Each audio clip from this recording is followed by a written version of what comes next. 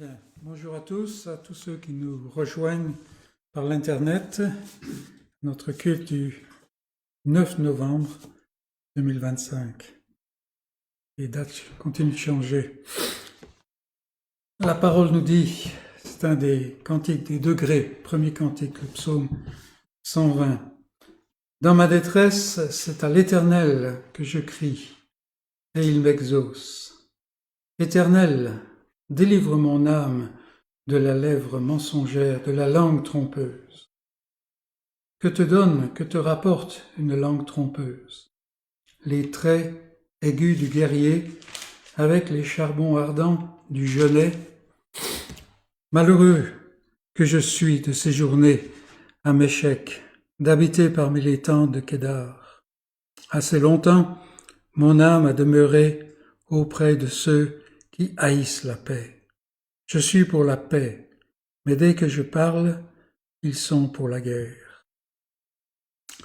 Donc c'est le pèlerin qui s'apprêtait à partir pour la fête à Jérusalem et réfléchissait comme quoi il fallait qu'il tourne le dos à ce monde hostile pour aller vers la ville de la paix. Prions. Seigneur notre Dieu, nous nous détournons de la semaine, du monde, de toutes les choses qui accaparent notre attention pour porter les regards vers toi. Tu nous as convoqués à nous réunir et nous sommes ici ensemble. Et Seigneur, tu l'as fait afin de communier avec nous, afin que nous communions avec toi, que nous communions les uns avec les autres. Et notre communion est en Jésus-Christ, celui que tu as donné pour ouvrir la voie de la paix, celui dont le sang couvre le propitiatoire, ce siège qui apporte la paix. Et Seigneur, maintenant, nous avons cet accès ouvert et libre dans le sang de l'agneau. Et c'est ainsi, Seigneur, que nous venons. Nous venons dans le nom, dans la puissance, dans toutes les vertus de celui que tu as envoyé pour accomplir le salut. Nous ne réclamons rien pour nous-mêmes, Seigneur. Nous n'avons rien à t'offrir. Mais tu nous acceptes en Jésus-Christ. Et Seigneur, nous avons besoin de ton esprit, que ton esprit souffle sur nous, à la fois pour chanter, pour écouter, pour méditer, Seigneur, et pour comprendre toute ta parole, tout ce que tu dis. Donne-nous, Seigneur, d'entendre ta voix ce matin et permets-nous de glorifier ton nom en Jésus-Christ. Amen. Notre premier cantique est le numéro 20. Vous qui sur la terre habitez, chantez à haute voix, chantez, réjouissez-vous. Le numéro 120, le numéro 20. 20, oui. C'était le psaume 120, cantique 20.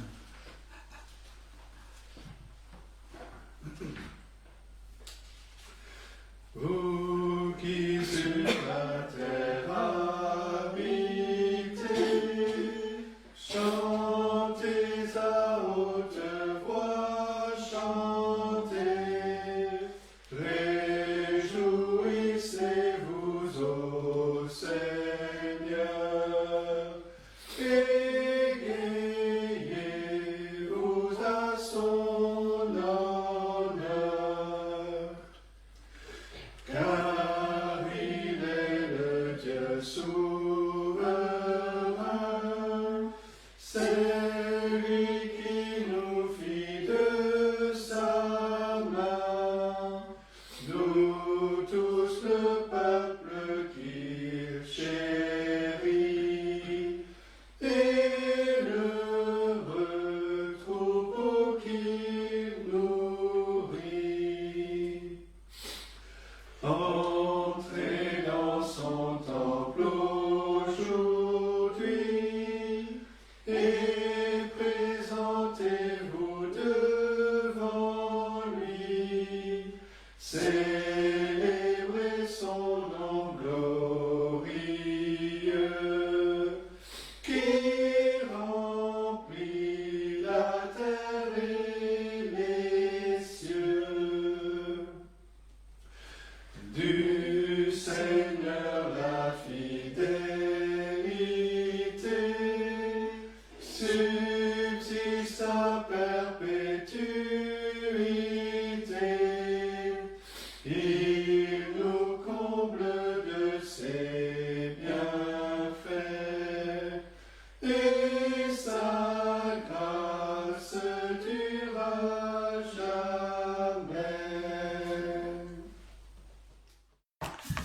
Pour notre première lecture, je vous invite à ouvrir la parole le livre de l'Exode au chapitre 19.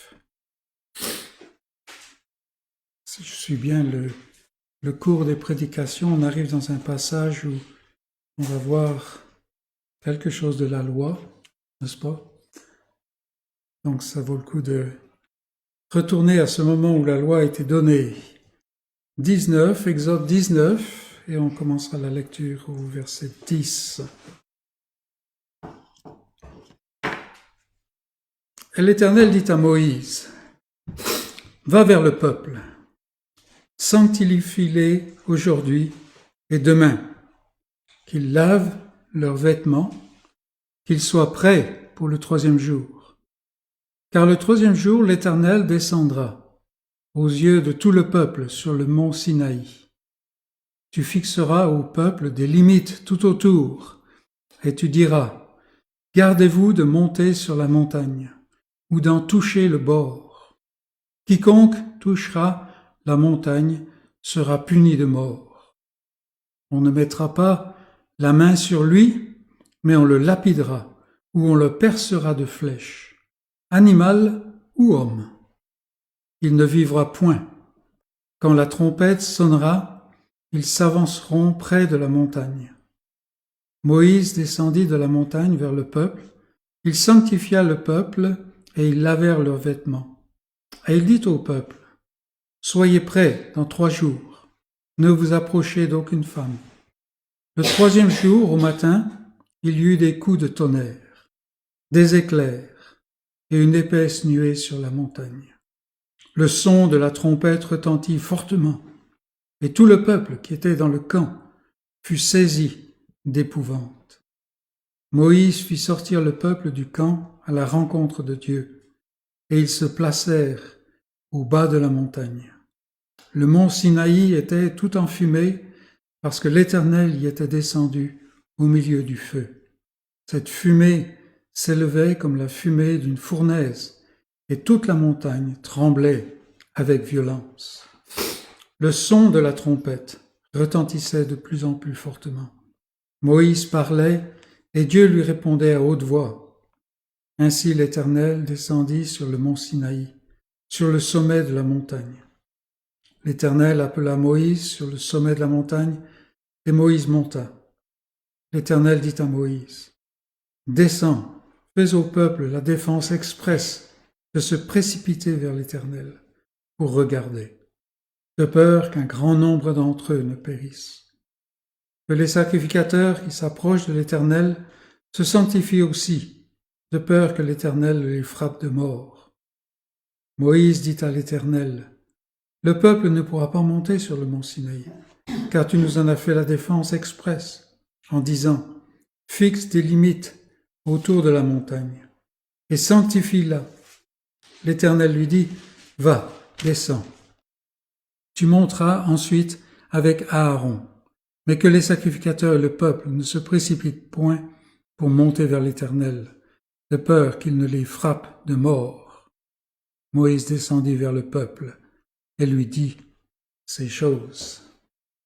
Et nous avons ensuite l'énoncé de ces 10 mots de Dieu qui indiquent sa volonté parfaite pour sa créature, mais qui, en raison du péché, condamne continuellement. Mais en même temps, nous savons que cette loi et ces choses terribles, la rencontre d'un homme pécheur avec Dieu, Voilà ce que ça donne. Il y a des gens qui veulent rencontrer Dieu d'une manière légère. Il suffit de lire ce passage pour hésiter un peu plus, n'est-ce pas? Non, c'est la colère, c'est la terreur. Mais ces paroles que Dieu donne à Moïse pour le peuple sont des paroles qui, en fait, enseignent quelque chose, enseignent l'incapacité de plaire à Dieu par soi-même, pour tout être humain. Et donc, conduisent vers un substitut, quelqu'un qui se tiendra à la place. Et c'est déjà là, nous avions tout le système de sacrificiel, le sacerdoce et tout cela dans l'Ancien Testament. Mais Dieu annonce qu'il va y avoir quelque chose de mieux. Et donc, dans la Nouvelle Alliance, nous nous réjouissons. Je ne vais pas commenter plus loin parce que je ne vais pas marcher sur les pieds de Philippe. Chantons au 53, numéro 53.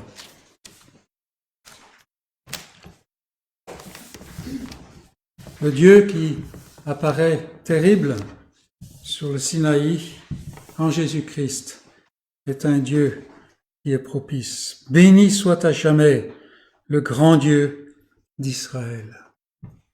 53.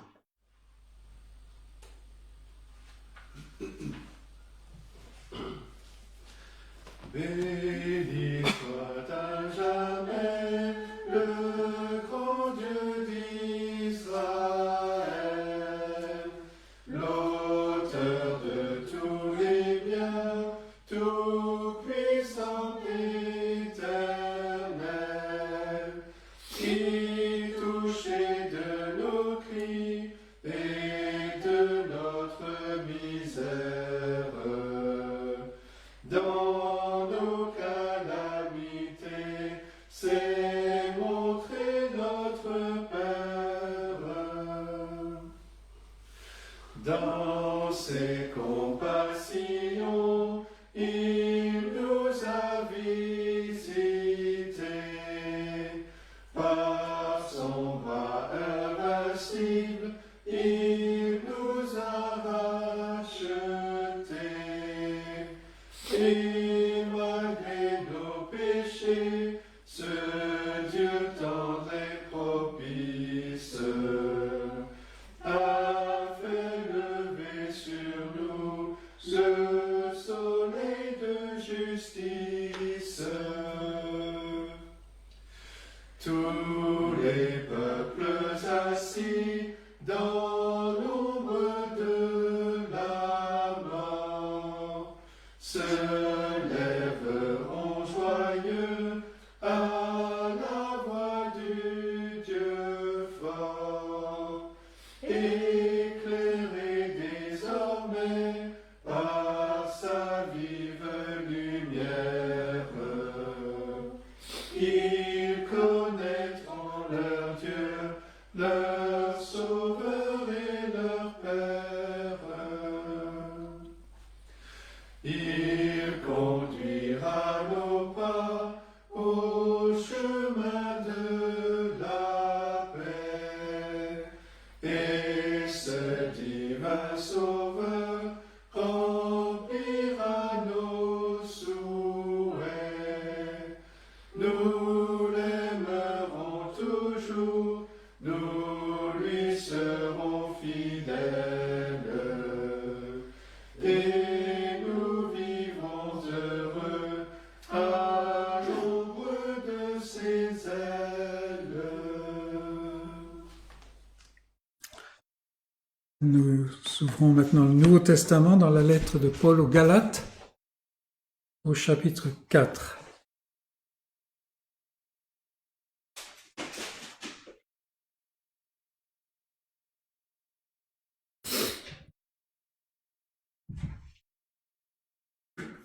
Paul écrit à des croyants de la Galatie, et il y a plusieurs églises qui sont en danger. Et il écrit, la Galatie, c'est une partie de la zone qu'il a évangélisée. Il écrit avec chaleur, ce qui n'empêche pas des fois la reprise, les mots durs. Mais ici, Au chapitre 4, on va lire le verset 19 et puis ensuite 21 et suivant. Mes enfants, pour qui j'éprouve de nouveau les douleurs de l'enfantement, jusqu'à ce que Christ soit formé en vous. Verset 21, dites-moi, vous qui voulez être sous la loi, ne comprenez-vous point la loi? Car il est écrit qu'Abraham eut 2 fils, un de la femme esclave et un de la femme libre. Mais celui de l'esclave naquit selon la chair, et celui de la femme libre naquit en vertu de la promesse. Ces faits ont une valeur allégorique, car ces femmes sont 2 alliances, l'une du mont Sinaï, enfantant pour la servitude, c'est Agar, car Agar, c'est le mont Sinaï en Arabie, et elle correspond à la Jérusalem actuelle, qui est dans la servitude avec ses enfants. Mais la Jérusalem d'en haut est libre, c'est notre mère, car il est écrit « Réjouis-toi, stérile, toi qui n'enfantes point, éclate et pousse des cris, toi qui n'as pas éprouvé les douleurs de l'enfantement. Car les enfants de la délaissée seront plus nombreux que les enfants de celle qui étaient mariée. Pour vous, frères, comme Isaac, vous êtes enfants de la promesse. Et de même qu'alors, celui qui était né selon la chair persécutait celui qui était né selon l'esprit, ainsi en est-il encore maintenant. Mais que dit l'Écriture? Chasse l'esclave et son fils, car le fils de l'esclave n'héritera pas avec le fils de la femme libre. C'est pourquoi, frères, nous ne sommes pas enfants de l'esclave, mais de la femme libre. Et ici, Paul utilise cette allégorie, comme il dit, allégorie, ces femmes qui représentent certaines choses, certains principes, qui sont ensuite couchés dans la loi, et aussi qui forment le principe de la grâce. Il y a ces 2 choses qui sont antithétiques, et c'est pour cela on pense à chasser l'esclave, ça c'est la chose qu'il ne faut pas faire aujourd'hui, si on est politiquement correct. Mais en fait, c'est une allégorie. Et si on retourne dans la Genèse, on s'aperçoit que Agar était bien... Abraham avait pris soin d'Agar en la renvoyant. Mais l'image ici, c'est que le monde et la grâce ne peuvent pas cohabiter. Absolument pas. On ne peut pas faire ménage ensemble de ce côté-là. Et c'est un peu ce qu'il y avait derrière les paroles du psalmiste au psaume 120. C'est le premier des cantiques, des degrés, quand ils allaient à la fête. Et alors le psalmiste devait, ou le pèlerin devait prendre conscience qu'il lui fallait tourner le dos au monde ordinaire, on dira, son monde pendant quelques mois, pour aller à la fête spéciale qui se passait au temple, l'endroit où le sacrifice était fait. Il lui fallait ça. Et en fait, constamment dans le monde, il ressentait l'animosité, la guerre, la lutte et tout cela. Comme nous sortons d'une semaine qui a été dure, peut-être on n'a pas eu conscience, mais c'est ainsi, dure pour notre âme. Le monde et le péché fait la guerre à notre âme, n'est-ce pas? Et on se tourne et on est face au Seigneur, là, dans la communauté des saints. Et c'est ce que ce pèlerin voyait. Il prenait la route pour aller à Jérusalem, la ville de la paix, la ville où Dieu faisait la paix, symboliquement à cette époque-là, et maintenant pleinement en Jésus-Christ. Donc on peut se réjouir de cela, et se réjouir du fait que nous ne sommes plus sous la loi, à craindre, avec ce spectacle terrible du Sinaï, mais nous sommes sous la grâce, c'est-à-dire la bonté de Dieu en Jésus-Christ. Prions.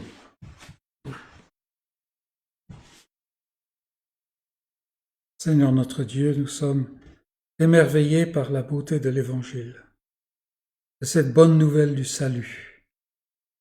Notre race continuellement et nous-mêmes en particulier, nous avons cherché sans cesse et de diverses manières à être couverts, à ce que notre péché soit couvert à tes yeux, sachant de manière innée, Seigneur, que ta colère est sur nous. parce que nous sommes impurs par nature. Mais nous venons à ce message de l'Évangile, cette bonne nouvelle du salut, et nous voyons que rien ne peut obtenir ta faveur. Toutes ces stipulations de ta volonté parfaite pour notre race sont impossibles. Impossibles absolument, Seigneur. Et non seulement nous n'arrivons pas à les tenir, mais souvent nous sommes opposés à cela par nature. Notre chair lutte contre tout ce qui vient de toi. Mais Seigneur, nous voyons que tu as envoyé celui qui était promis, celui qui était prédestiné dès avant la fondation du monde, comme un sacrifice. Et il est venu, il s'est sacrifié, enduré toutes les choses qui nous sont normales. Lui-même a enduré l'opposition des pécheurs, et d'une manière bien plus aiguë que nous. Mais ce faisant, Seigneur, il a fait ta volonté. Et sur cette croix, nous entendons ce cri de victoire, tout est accompli, c'est fini. Et en cela, Seigneur, nous voyons le vrai repos. Nous avons besoin de l'aide de ton esprit, parce que cette chair continuellement cherche à récupérer quelque chose, à vouloir faire, ne serait-ce qu'un tout petit soupçon d'œuvre pour obtenir une certaine gloire. Seigneur, donne-nous de renoncer à la chair, de renier la chair, de mettre la chair à mort. Seigneur, combien nous avons besoin de toute la puissance de ton esprit pour cela. Car nos ennemis sont puissants et continuellement enragés contre ton œuvre en nous. Donne-nous, Seigneur, de marcher dans tes pas.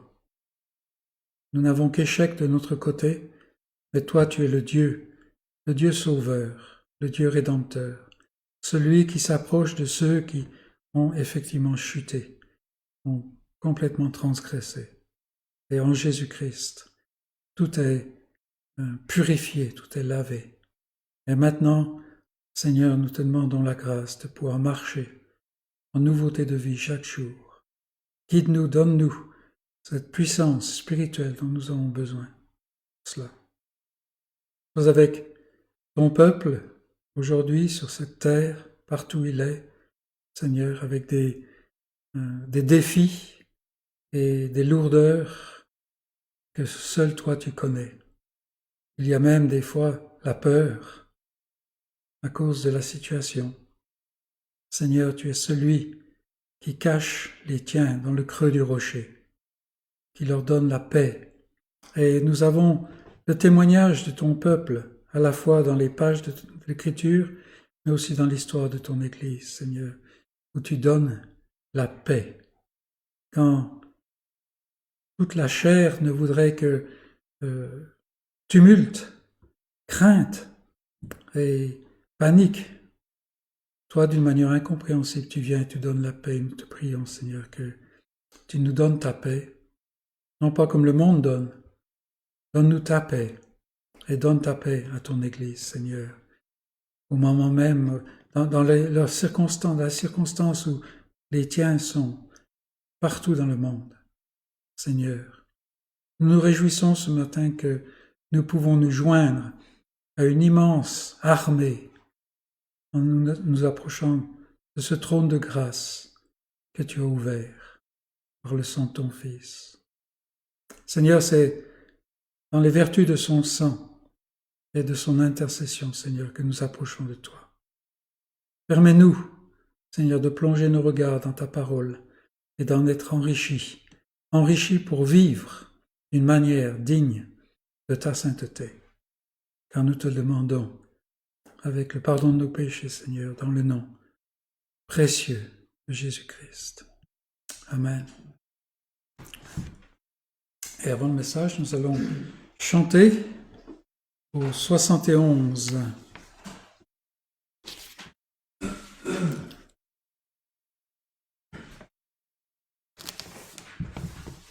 Entonnons un saint cantique à la gloire du Fils unique, Fils éternel du Dieu des cieux. Que Jésus soit glorifié dans notre chant. 71.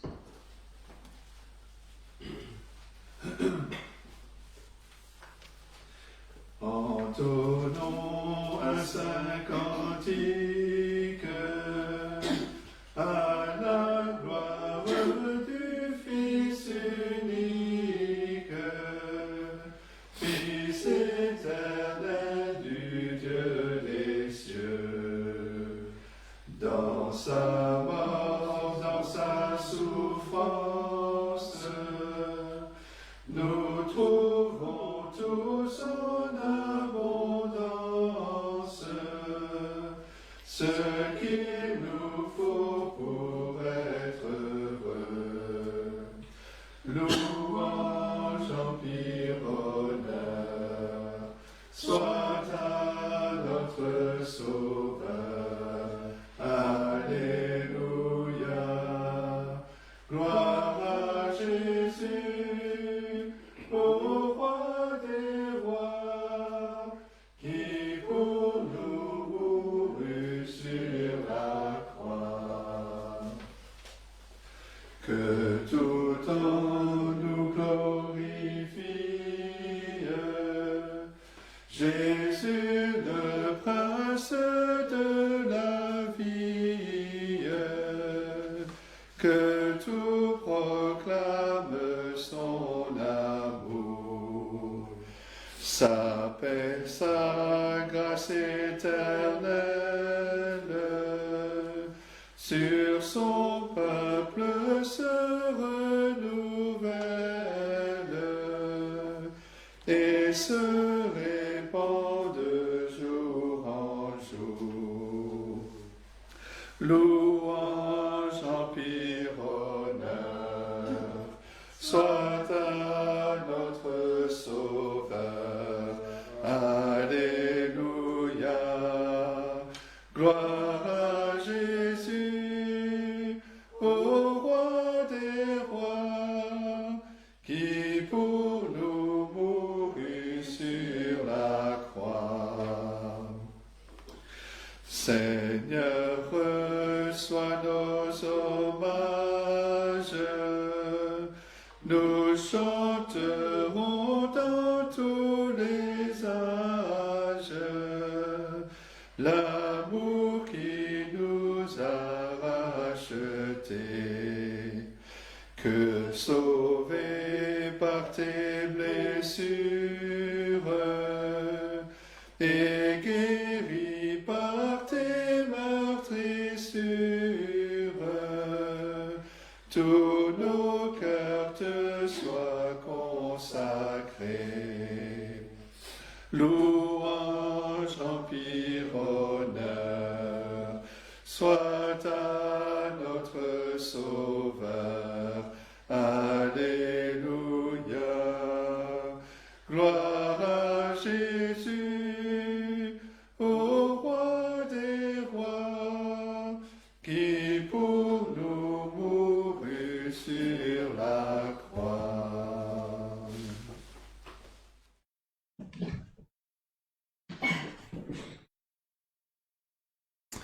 Bien, je vous invite à ouvrir la parole de Dieu dans la lettre aux Hébreux, chapitre 12. Et ce matin, nous allons regarder les versets 18 à 24. Hébreux, chapitre 12. Donc, nous commençons la lecture au verset 18. Et voici la parole de Dieu. Vous ne vous êtes pas approchés d'une montagne qu'on pouvait toucher et qui était embrasée par le feu, ni de la nuée, ni des ténèbres, ni de la tempête, ni du retentissement de la trompette, ni du bruit des paroles, tels que ceux qui l'entendirent demandèrent qu'il ne leur en soit pas adressé une de plus. Car ils ne supportaient pas cette déclaration. Même si une bête touche la montagne, elle sera lapidée. Et ce spectacle était si terrible que Moïse dit « Je suis épouvanté et tout tremblant ».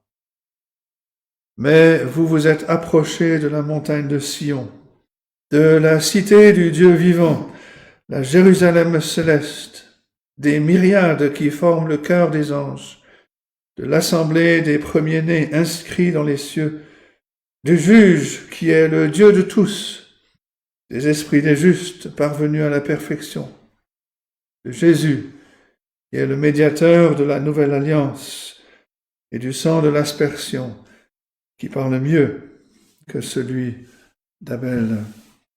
Et jusque-là, la parole de Dieu. Je ne sais pas si vous l'avez remarqué, mais quand on étudie la lettre aux Hébreux, on découvre un aperçu brillant de l'histoire, même de la géographie biblique. L'auteur nous emmène à différents moments de l'histoire. Il nous rappelle que ce qui s'est passé, et il relie toujours ce que l'on voit à la personne et à l'œuvre du Seigneur Jésus-Christ, et par implication aussi à la vie chrétienne. Au fil des chapitres, on va se retrouver dans l'Exode, dans le désert, dans les tentes d'Abraham, devant le voile du tabernacle. On va se retrouver en présence de Melchisédek.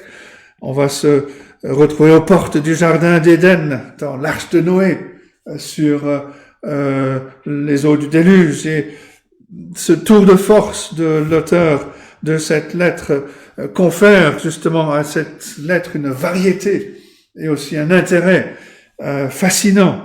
Et c'est de cette manière que l'auteur fait valoir que l'Ancien Testament et le Nouveau Testament, les deux, parlent entièrement du Seigneur Jésus-Christ.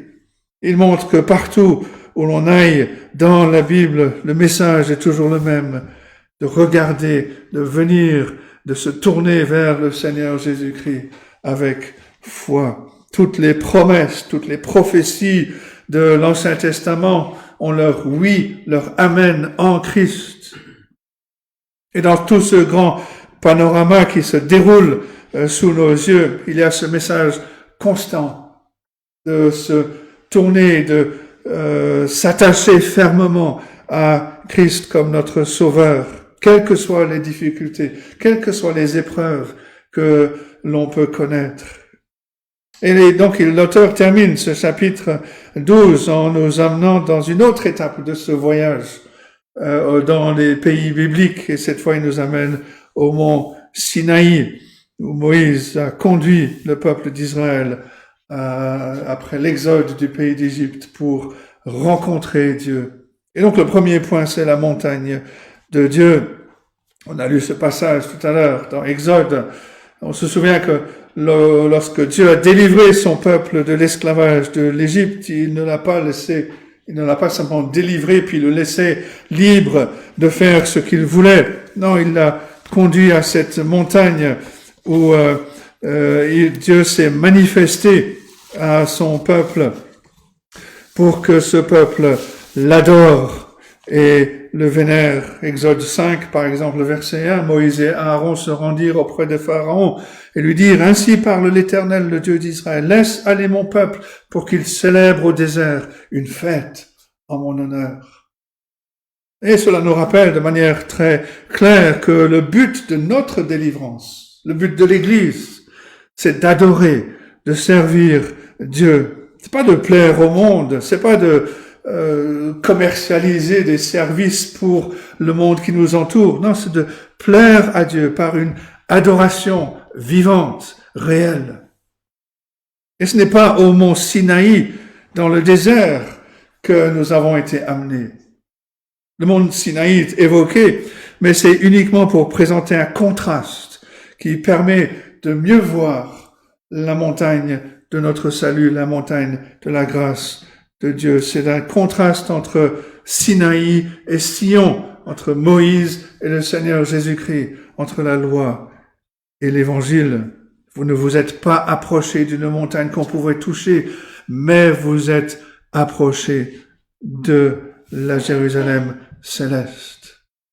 L'auteur de la lettre aux Hébreux écrit pour faire un effet Il accumule dans les premiers versets de notre passage les descriptions dans le but d'exposer clairement la situation dans laquelle Moïse a conduit le peuple d'Israël, et il met en garde les chrétiens d'origine juive de ne pas y retourner, de ne pas retourner dans cette ancienne situation, la situation de l'ancienne alliance. Les descriptions qu'on a dans les versets 18 à 21 viennent à la fois du livre de l'Exode, mais aussi du livre de Deutéronome. Il nous dit d'abord, vous ne vous êtes pas approchés d'une montagne qu'on pouvait toucher. On a lu Exode chapitre 19. Dieu dit à Moïse, tu fixeras au peuple des limites tout autour. Tu diras, gardez-vous de monter sur la montagne, d'où d'en toucher le bord. Quiconque touchera la montagne sera puni de mort. Lorsque quelqu'un voulait approcher de cette montagne de Sinaï, il y avait une séparation entre l'homme et Dieu, une séparation nécessaire à cause de notre péché, à cause du péché de l'être humain et à cause de la sainteté de Dieu. Il nous a aussi dit que la montagne était embrasée par le feu. Ce n'était pas simplement une décoration, comme on peut en voir parfois. C'était un véritable feu qu'on pouvait sentir. Un feu qui menaçait les hommes présents par cette puissance destructrice, cette puissance brûlante. Et le message était le même que le message délivré aux portes du jardin d'Éden, de l'épée flamboyante à l'entrée du jardin d'Éden, c'est-à-dire que c'était une barrière. Il n'y avait pas d'accès, c'était une barrière mortelle. Il y avait, troisièmement, les nuées, la montagne de l'ombre de la mort. C'était les ténèbres, une tempête. C'est ce qui signifie que venir à Dieu sous l'administration de la loi, sous l'ancienne alliance. Il y a eu un retentissement de trompette, une voix de tonnerre qui ont terrifié le peuple. Ils ne pouvaient pas supporter la voix de Dieu.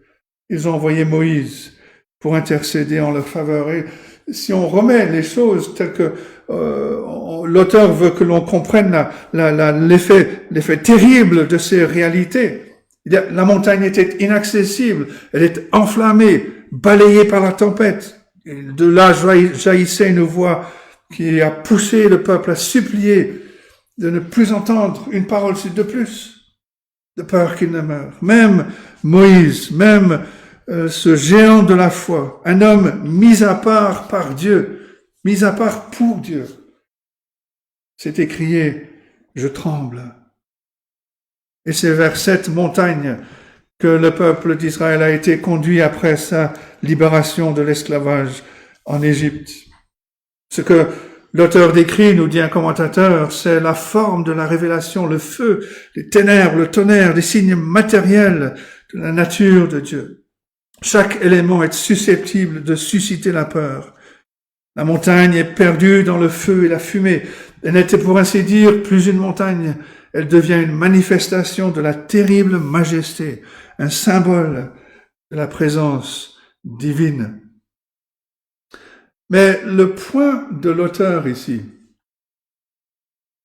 c'est que nous, qui avons été rachetés, qui avons été saisis par la grâce de Dieu dans l'Église, nous avons été également amenés dans la présence de Dieu lui-même. Nous avons été amenés sur une montagne, mais pas sur cette montagne, pas sur la montagne de Sinaï. Il y a une comparaison positive ici. L'Église, comme Israël, effectivement, a été délivrée de l'esclavage, amenée dans la présence de Dieu, dans le but de se consacrer à lui. Mais la comparaison s'arrête là. Il y a ensuite un contraste. Un commentateur dit ceci, telles étaient les terreurs du Sinaï, la montagne de la loi de Dieu, où à cause de leur péché, le peuple était incapable de s'approcher de la présence de Dieu. Quelle différence avec les circonstances de Sion, la montagne de la grâce de Dieu, où grâce à l'observation parfaite de la loi et au sacrifice suffisant de lui-même, offert par le Fils incarné à notre place, nous sommes invités à nous approcher avec assurance du Saint des Saints célestes. Et l'auteur nous le dit, vous ne vous êtes pas approchés d'une montagne qu'on pouvait toucher, mais vous vous êtes approchés de la montagne de Sion, la cité du Dieu vivant. Ça rappelle cette comparaison que l'apôtre Paul fait, qu'on a lu tout à l'heure, en Galates chapitre 4, où l'apôtre Paul fait cette comparaison entre les deux femmes. Galates 4, verset 21, « Dites-moi, vous qui voulez être sous la loi, ne comprenez-vous pas la loi ? Car il est écrit qu'Abraham eut 2 fils, un de la femme esclave et un de la femme libre. Mais celui de l'esclave naquit selon la chair, celui de la femme libre naquit en vertu de la promesse. Ces faits sont une valeur allégorique, car ces femmes sont 2 alliances, l'une du mont Sinaï, enfantante pour la servitude, c'est Agar, car Agar c'est le mont Sinaï en Arabie. Elle correspond à la Jérusalem actuelle, celle qui est dans la servitude avec ses enfants. Mais la Jérusalem d'en haut est libre.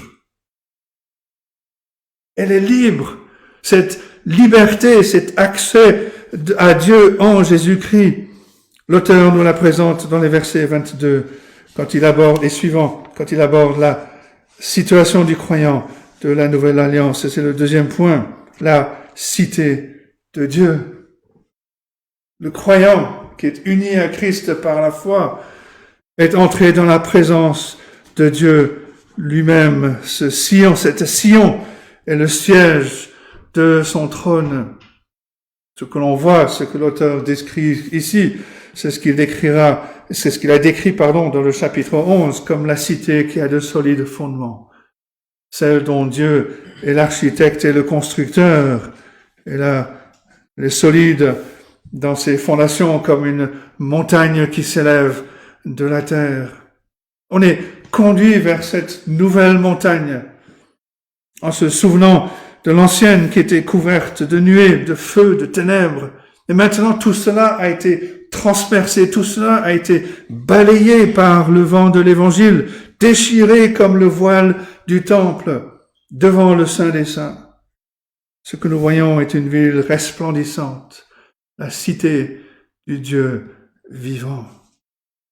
Le Sinaï interdisait l'accès aux hommes pécheurs. Aucun homme, aucune femme, aucun enfant ne pouvait même poser le pied sur la montagne. Mais ici, sur la montagne de la grâce, se trouve une ville où réside le peuple de Dieu. La vue du Sinaï inspirait la crainte, mais ici le spectacle est plutôt encourageant. Du mont Sinaï résonnaient des menaces intimidantes, mais de cette montagne de Sion s'élève une voix qui invite. S'approcher de Sinaï faisait trembler de peur, même Moïse, ce géant de la foi, l'a ressenti. S'approcher de la montagne de Sion, c'est retrouver l'espoir à chaque pas. Et c'est là la différence apportée par la venue de notre Seigneur Jésus-Christ qui a supprimé tout ce qui nous opposait à Dieu, qui a chassé les ténèbres, qui a chassé le feu, qui transforme la montagne de la peur en montagne de la grâce. C'est une illustration de cette différence que fait la venue du Seigneur Jésus-Christ pour ôter nos péchés. Sur la montagne de Sion se trouve la cité de Dieu. On ne peut pas s'empêcher de penser à ce livre d'Augustin qui porte le même titre, La cité de Dieu, qui dit qu'il existe 2 cités avec 2 amours.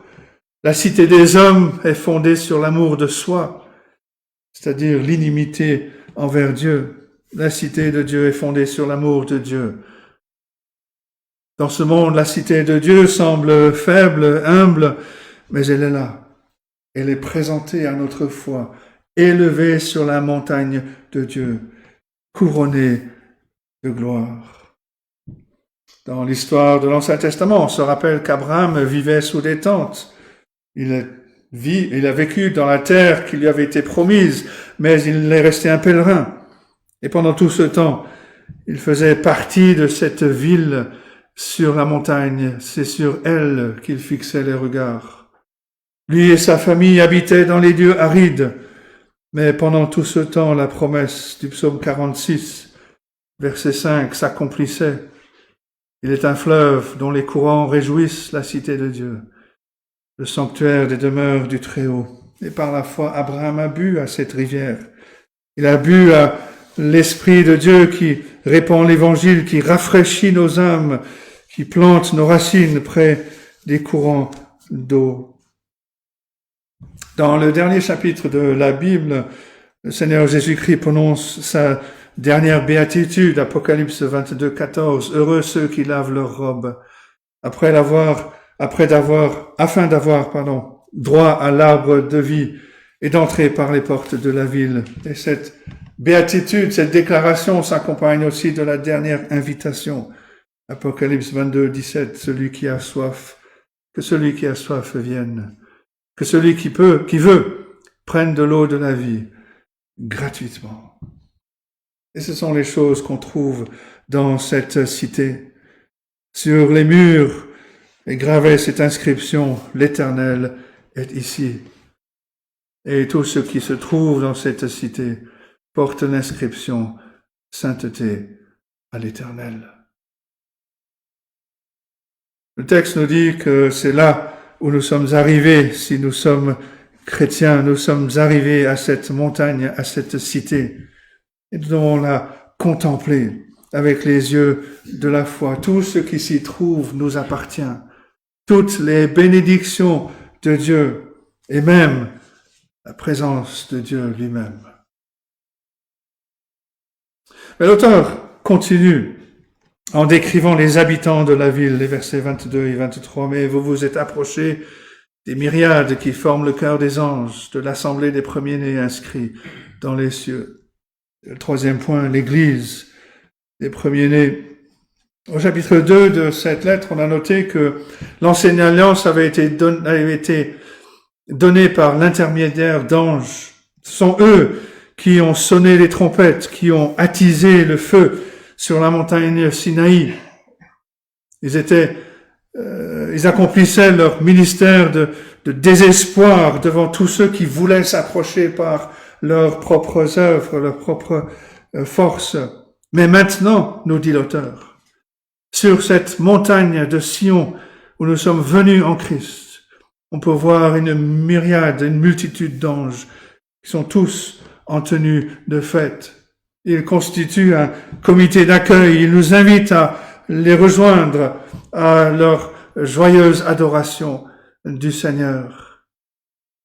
Mais en plus, ce qu'on trouve dans cette ville, c'est quelque chose auquel on appartient nous-mêmes. C'est une vue réjouissante, l'assemblée des premiers-nés inscrits dans les cieux.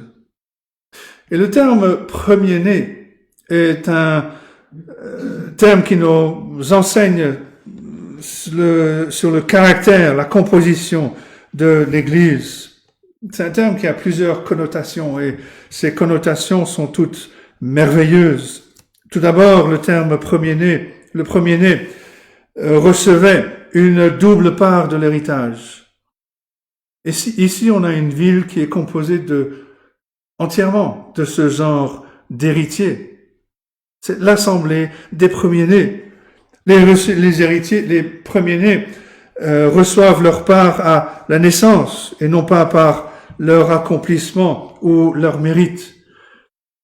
Et de la même manière, ces premiers-nés dont parle l'auteur ont acquis leurs droits par la nouvelle naissance en Christ.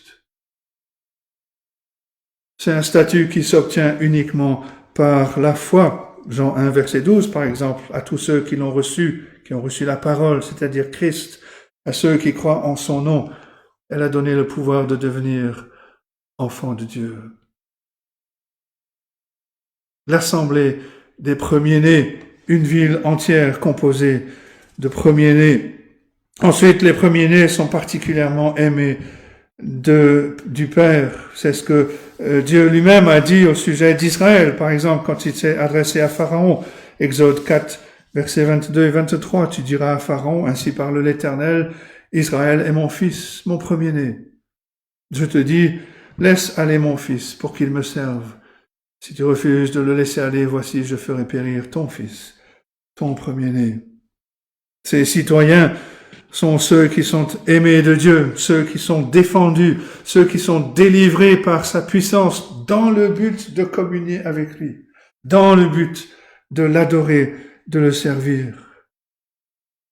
Et quand on repense à l'Égypte et à l'Exode, on se souvient que les premiers-nés ont été rachetés par le sang de l'agneau. Et c'est certainement ce que l'auteur avait à l'esprit quand il compare Sinaï et Sion. Vous vous souvenez de l'histoire, l'ange de la mort est venu sur la terre d'Égypte et seules les portes épargnées, les seules portes épargnées ont été celles qui étaient marquées par le sang de l'agneau qui avait été immolé. Et de la même façon, cette église, sur cette montagne de Sion, est remplie de ceux qui ont été rachetés par le sang du Seigneur Jésus-Christ, qui a été répandu à Golgotha. Tout comme les premiers-nés d'Israël ont dû être rachetés par Dieu, les premiers-nés dont parle l'auteur de cette lettre lui appartiennent également. Ils sont mis à part pour lui. Ils ont été rachetés par lui, pour sa gloire, pour son service.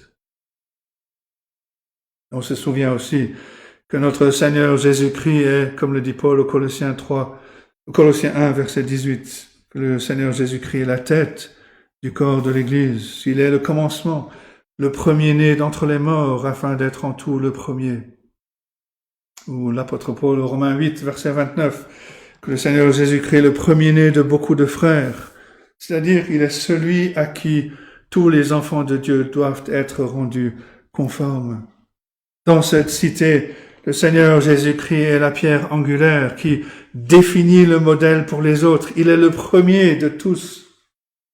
Et tous ses frères seront rendus semblables à son image.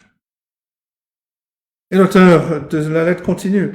Il dit que les premiers-nés sont inscrits dans les cieux. Verset 23. Quand Moïse a fait sortir les enfants d'Israël du pays d'Égypte, qu'il les a amenés vers le mont Sinaï, il devait dénombrer le peuple, il devait inscrire les noms dans les livres de la nation. On lit cela en Nombre chapitre 3.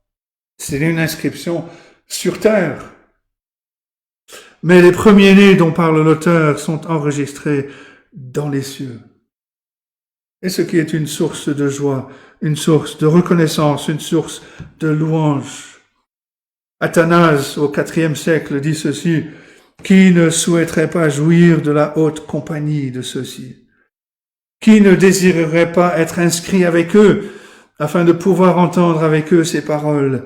Venez, vous qui êtes bénis de mon Père, prenez possession du royaume qui vous a été préparé et la fondation du monde. » Ça, c'est Matthieu 25, 34. Et bien sûr, si l'auteur décrit cette cité comme la cité de Dieu, alors Dieu lui-même est présent. Et c'est vers lui que l'auteur attire notre attention. Il dit, mais vous vous êtes approchés du juge qui est le Dieu de tous.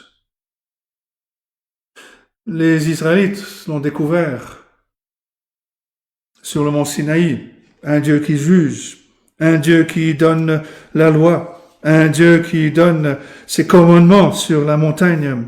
Et pour les pécheurs, cette vision va refroidir même l'accueil le plus chaleureux.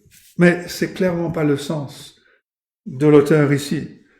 En fait, c'est tout le contraire d'une condamnation.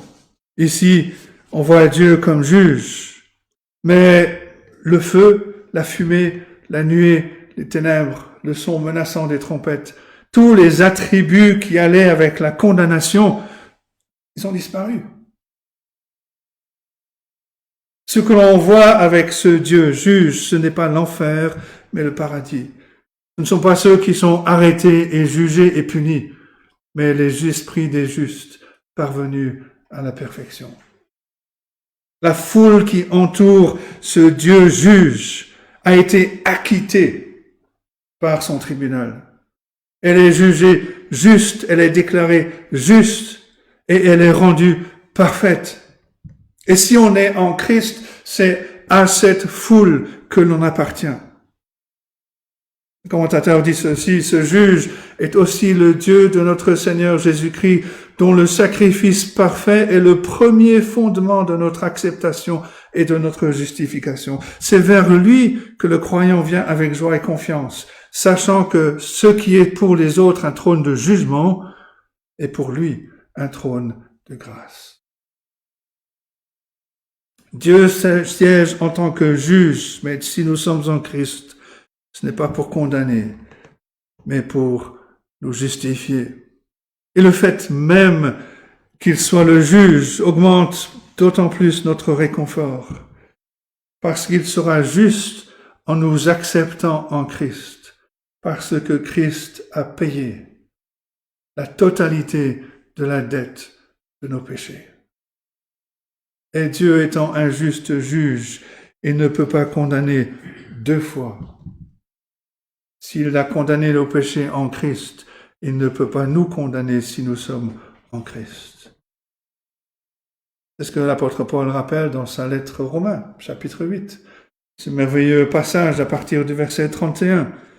Que dirons-nous donc à l'égard de ces choses? Si Dieu est pour nous, qui sera contre nous? Lui qui n'a point épargné son propre Fils, mais qui l'a livré pour nous tous, comment ne nous donnera-t-il pas aussi toutes choses avec lui?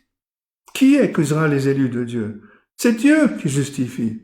Qui les condamnera? Christ est mort. Bien plus, il est ressuscité. Il est à la droite de Dieu. Et il intercède pour nous. Romains 8, les versets 31 à 34. Et puis l'auteur nous dit autre chose. Il dit, en tant que croyants, nous nous sommes approchés de Jésus, qui est le médiateur de la nouvelle alliance. C'est le 4e point. Il met cela à la fin pour souligner l'importance de ce que l'on vient de voir. Moïse était le médiateur qui s'est approché de la montagne de Sinaï avec crainte, avec tremblement. Le Seigneur Jésus-Christ est le médiateur d'une nouvelle alliance dans son sang, qui enlève notre peur, qui dissipe les nuages de la colère, qui ouvre grand la porte du paradis à tous ceux qui viennent avec foi. Et on se souvient du but de la lettre aux Hébreux, d'encourager ces croyants d'origine juive à ne pas retourner en arrière. Et là, on comprend ce que ce passage enseigne. Ce serait une folie de passer de ce médiateur, Jésus-Christ, à l'ancien médiateur, Moïse. De cette montagne de grâce à la montagne de la peur, des ténèbres, qu'était le mont Sinaï. Ce passage nous réjouit aussi, même si la plupart d'entre nous n'ont jamais été tentés de retourner au judaïsme. L'auteur de l'Épître aux Hébreux mentionne le sang de l'aspersion qui parle mieux que celui d'Abel.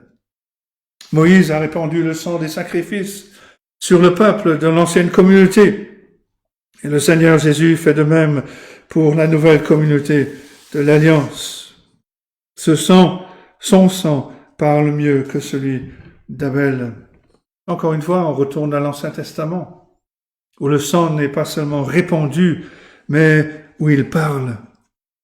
En Genèse 4, on lit que Caïn, le premier enfant d'Adam et Ève, a assassiné son frère Abel, qui avait reçu la faveur de Dieu par la foi. Dieu a pourchassé Caïn. Il lui a dit, Genèse 4, verset 10, « La voix du sang de ton frère crie de la terre jusqu'à moi. » Caïn était maudit. Le sang d'Abel a prononcé une parole de vengeance dans le cœur de Caïn. La voix du sang d'Abel, son frère, a résonné avec désespoir pendant toutes les années de sa vie. Et à l'opposé, comme le dit un commentateur, le sang de Christ implore Dieu de pardonner. Il parle de paix à l'homme. Quel contraste entre le sang d'Abel et le sang de Jésus-Christ. Tous les deux ont été tués par le frère, Abel par Caïn. Le Seigneur Jésus-Christ par ses compatriotes juifs, y compris à cause des péchés de ses frères premiers-nés qui allaient partager l'éternité avec lui. Le Seigneur Jésus-Christ a été tué par nous, par nos péchés. Mais quel message différent le sang de Jésus proclame. Le sang d'Abel a apporté des tempêtes sur la terre. Le sang de Jésus-Christ crie paix, calme. Tout comme il a prononcé ces mots lorsqu'il se tenait sur la barque et qu'il a calmé les vents et les vagues, la voix du sang de Christ chasse le feu et la tempête du mont Sinaï pour faire du mont Sion un lieu de paix, un lieu de calme, un lieu de joie pour toujours. Le passage qui suit présente l'application que fait l'auteur de cette merveilleuse description des bienfaits, des bénédictions pour ceux qui viennent à Dieu par Jésus-Christ. Son application principale, là au verset 25, « Gardez-vous de refuser d'entendre celui qui parle. » Autrement dit, veillez à ne pas vous détourner d'un tel salut, parce qu'il n'y en a pas d'autre. Mais on doit également réfléchir à ce passage et à ce qu'il nous dit, ce qu'il signifie pour nous en tant que chrétiens. Comment devons-nous comprendre la vie chrétienne? Et la clé se trouve au verset 22. « Mais vous vous êtes approchés. » C'est le dernier point. L'auteur de l'épître ne dit pas « vous vous approchez », « vous êtes en train de vous approcher » ou « vous allez vous approcher un jour ». Il dit « vous vous êtes approchés ». C'est le voile qui est levé, que l'on puisse comprendre et avoir la perspective de Dieu sur notre propre existence en tant que son peuple dans le monde. C'est pas une image de notre réalité future, c'est maintenant notre réalité en tant que chrétiens. Nous sommes venus sur cette montagne où les flammes menaçantes ne brûlent plus. Nous sommes venus dans cette ville où l'adoration des anges entoure le peuple de Dieu. Nous sommes venus dans cette église justifiée par Dieu, déclarée juste, rendue parfait en Christ. Pourquoi? Toutes ces choses sont vraies à cause de cette chose unique et essentielle. Vous vous êtes approchés de Jésus, le médiateur de la nouvelle alliance dont le sang parle mieux. Vous vous êtes approchés de Jésus et tout se trouve en lui. Nous avons, nous dit John Owen, ce commentateur qu'on a déjà cité, il dit ceci, nous avons ici une description bénie et glorieuse de l'Église universelle, telle que sa nature et sa communion sont révélées dans l'Évangile. Nous avons ici la substance de tous les privilèges que nous recevons par l'Évangile. Et nous devons donc penser à ces choses. Pensons à ces choses quand nous nous retrouvons pour le culte. Peut-être qu'on se retrouve à côté d'un frère, d'une sœur, qui passe par un moment de faiblesse, quelqu'un qui a peut-être usé de notre patience, quelqu'un qui a peut-être complètement asséché notre réservoir d'amour. Pensons-y quand on vient pour l'étude de la Bible, quand nous sommes en présence de jeunes croyants qui ne connaissent pas bien la parole, qui sont au début de leur chemin de la croissance dans la grâce. S'ils sont vraiment en Christ, ils sont destinés non seulement à être plus semblables à l'image de Christ, mais aussi sont destinés à la gloire. Si on pouvait les voir maintenant, toutes ces personnes parmi lesquelles on a besoin de tant d'efforts pour vivre dans l'Église, ceux qui nous ont laissé tomber, ceux qui luttent contre le péché, si on pouvait les voir maintenant comme elles seront certainement dans la cité à laquelle elles appartiennent, on s'émerveillerait de la gloire et de la grâce de Dieu. pour elles. Ces personnes sont destinées à la gloire, elles sont destinées à être rendues parfaites, conformes à l'image de leur frère premier-né. Ces personnes sont devenues des citoyens de la cité de Dieu parce qu'elles sont aussi venues dans la foi au Seigneur Jésus-Christ. Mais pensons à cela aussi quand on se regarde soi-même. Quand on désespère des péchés qui nous assaillent, quand on se retrouve tellement accablé par la pourriture, la faiblesse, la saleté, le doute, la peur, Dieu écarte le voile, nous montre ce qu'il voit déjà en nous, l'esprit des justes parvenu à la perfection. Quelqu'un avait mis un jour un autocollant qui disait « Je ne suis pas parfait, je suis simplement pardonné ». Mais aux yeux de Dieu, cette déclaration n'est pas vraie. Oui, bien sûr, il y a encore beaucoup de choses.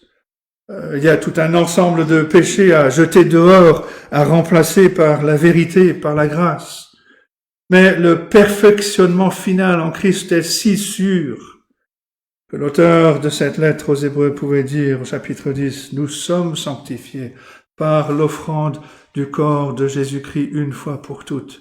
Car par une seule offrande, il a amené à la perfection pour toujours ceux qui sont sanctifiés. » Hébreux 10, les versets 10 et 14. N'est pas seulement pardonné, mais rendu parfait en Christ. C'est comme cela que Dieu nous voit en Christ. Et c'est notre destinée de devenir un jour ce que nous sommes déjà en Christ, par la puissance de la grâce de Dieu. N'oublions jamais que si nous sommes arrivés à la foi en Christ,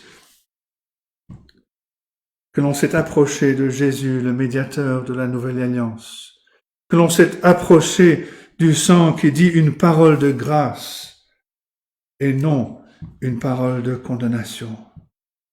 Le Seigneur Jésus est meilleur sauveur que nous ne sommes pécheurs.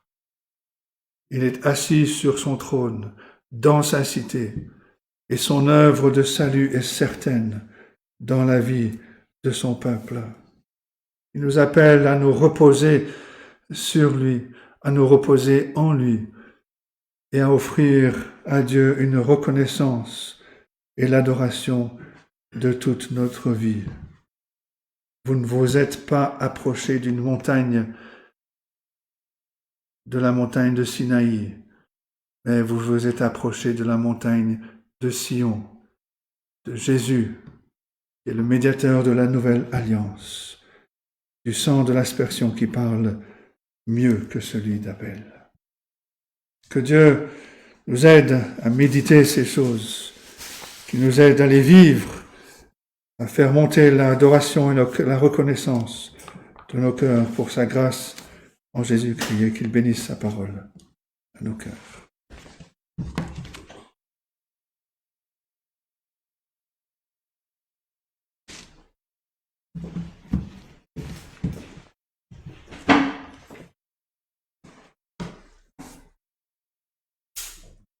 Nous allons terminer notre culte par le chant du cantique 256.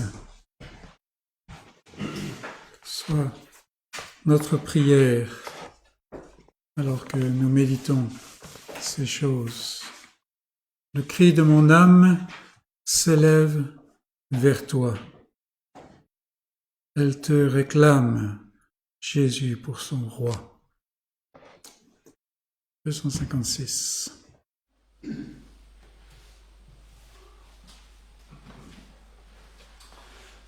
Le cri de mon âme s'élève vers toi, elle te réclame, Jésus, pour son roi. Ton jour est facile, ton fardeau léger, sur mon cœur docile, règne au bon berger.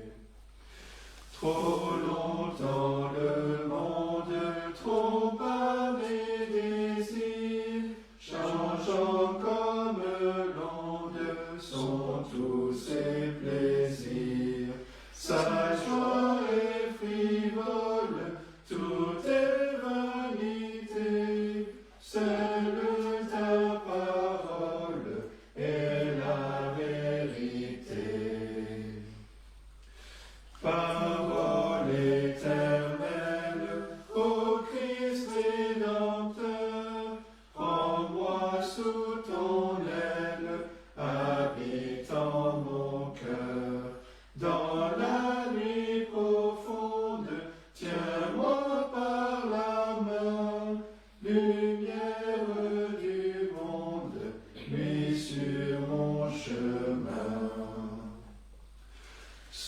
source de l'eau vive, pain venu des cieux, que par toi je vive, paisible et joyeux. Quand luira l'aurore du jour éternel, que je vive encore pour toi dans le ciel. Il est venu le moment pour nous de nous séparer de ceux qui nous suivent par l'Internet, que le Seigneur nous donne à chacun une bonne semaine, un bon dimanche, et qu'il glorifie son nom.